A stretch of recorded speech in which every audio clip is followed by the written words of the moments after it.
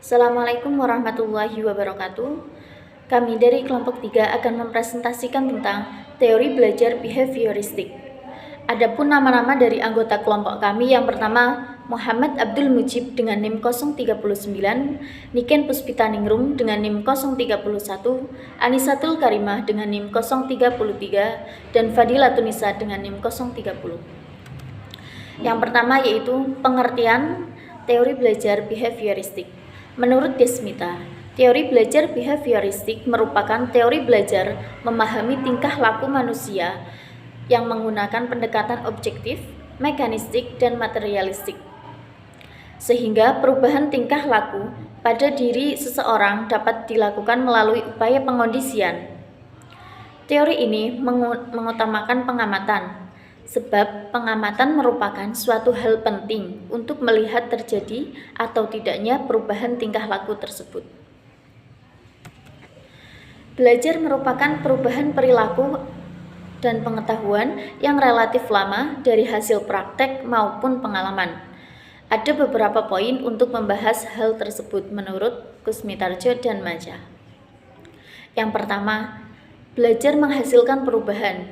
Yang kedua, perubahan dalam pengetahuan atau perilaku terjadi dalam waktu yang relatif permanen atau cukup lama. Yang ketiga, belajar merupakan hasil praktek melalui pengalaman melihat orang lain. Contohnya, ketika kita ingin bersepeda, maka kita harus belajar bersepeda. Dengan melakukan praktek, maka kita akan bisa, tanpa melakukannya kita tidak bisa. Dengan demikian, dalam tingkah laku belajar terdapat jalinan yang erat antara reaksi-reaksi behavior dengan stimulusnya. Kemudian, tokoh-tokoh dan pemikirannya mengenai teori behavioristik. Yang pertama, oleh Thorndike.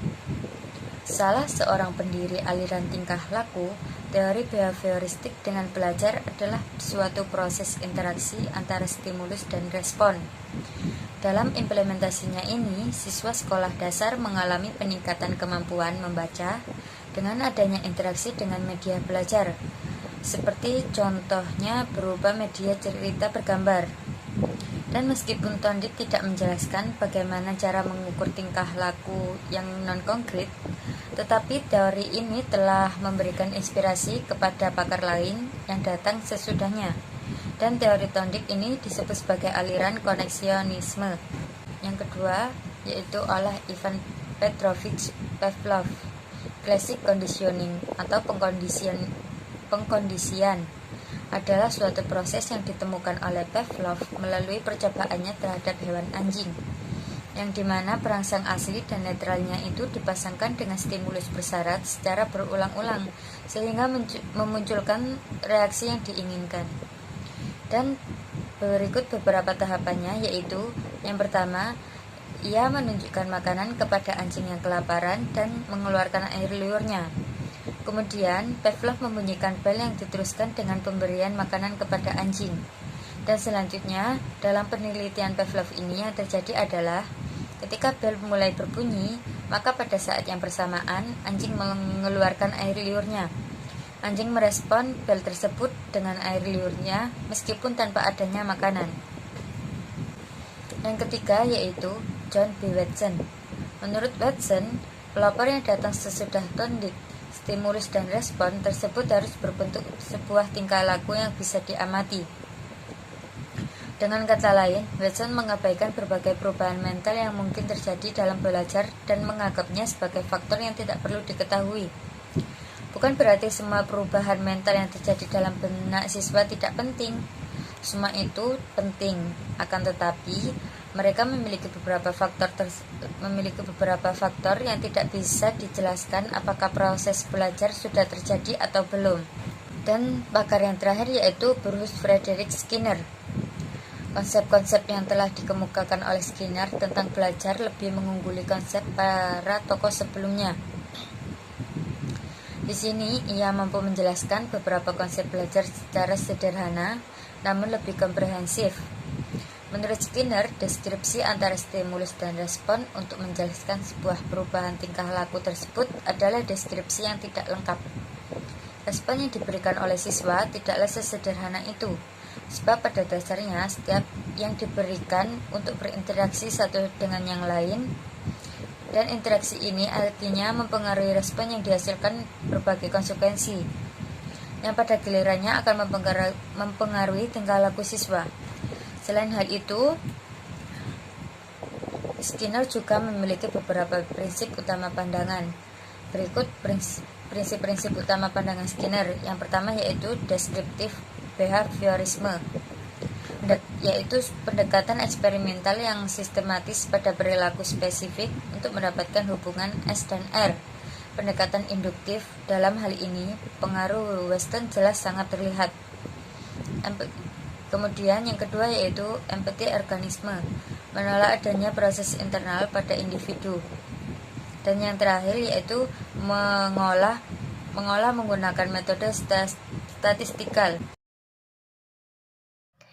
Untuk yang selanjutnya yaitu aplikasi teori behavioristik.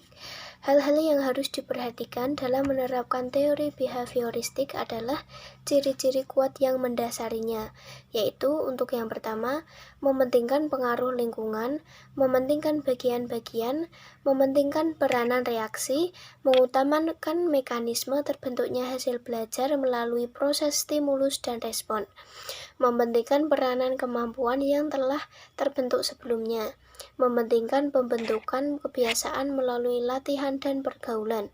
Hasil belajar yang dicapai ialah munculnya perilaku yang diinginkan.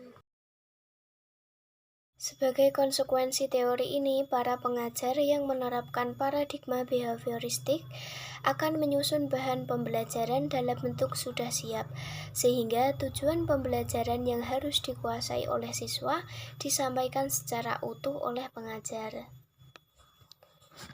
Yang selanjutnya yaitu ciri-ciri teori behavioristik. Yang pertama, aliran ini mempelajari perbuatan manusia bukan dari kesadarannya, melainkan mengamati perbuatan dan tingkah laku yang berdasarkan kenyataan. Yang kedua, segala perbuatan dikembalikan kepada refleks. Yang ketiga, behaviorisme berpendapat pada waktu dilahirkan, semua orang sama. Selanjutnya yaitu prinsip-prinsip dasar teori behavioristik. Tindakan penguatan untuk mengidentifikasi aspek paling diperlukan dalam pembelajaran untuk mengarahkan kondisi agar peserta didik dapat mencapai peningkatan yang diharapkan dalam tujuan pembelajaran. Tindakan penghukuman adalah suatu konsekuensi yang tidak menyenangkan yang digunakan untuk melemahkan bahkan sampai menghilangkan suatu perilaku. Selanjutnya mengidentifikasi karakteristik peserta didik untuk menetapkan pencapaian tujuan pembelajaran. Kelebihan dan kelemahan teori behavioristik. Menurut Dahar, teori behavioristik ini memiliki kelemahan dan kelebihan sebagai berikut. Yang pertama, behaviorisme sering digunakan dalam ilmu psikologi yang mana prinsip dasarnya adalah dapat mengubah perilaku atau sifat seseorang dalam proses pembelajaran. Yang kedua, memiliki ruang lingkup yang terbatas. Yang ketiga, memutuskan pada perilaku seseorang yang tampak, sementara dalam matematika seringkali membahas pembentukan konsep serta pemecahan masalah. Aplikasi teori behavioristik terhadap pembelajaran siswa. Teori behavioristik dengan model hubungan stimulus responnya mendudukan orang yang belajar sebagai individu yang pasif. Respon atau perilaku tertentu dengan menggunakan metode drill atau pembiasaan. Teori ini masih ada hingga sekarang, masih merajai praktek pembelajaran di Indonesia. Hal ini tampak dengan jelas pada kegiatan pembelajaran di semua tingkatan pendidikan. Pembentukan perilaku dengan cara drill disertai dengan hukuman masih sering dilakukan. Pembelajaran yang dirancang dan berpijak pada teori behavioristik memandang bahwa pengetahuan adalah objektivitas, pasti tidak berubah. Demikian halnya dengan proses belajar mengajar. Siswa dianggap sebagai objek pasif yang selalu membutuhkan motivasi dan penguatan dari pendidik. Implikasi dari teori behavioristik dalam proses pembelajaran dirasakan kurang memberikan ruang gerak yang bebas bagi siswa untuk berkreasi.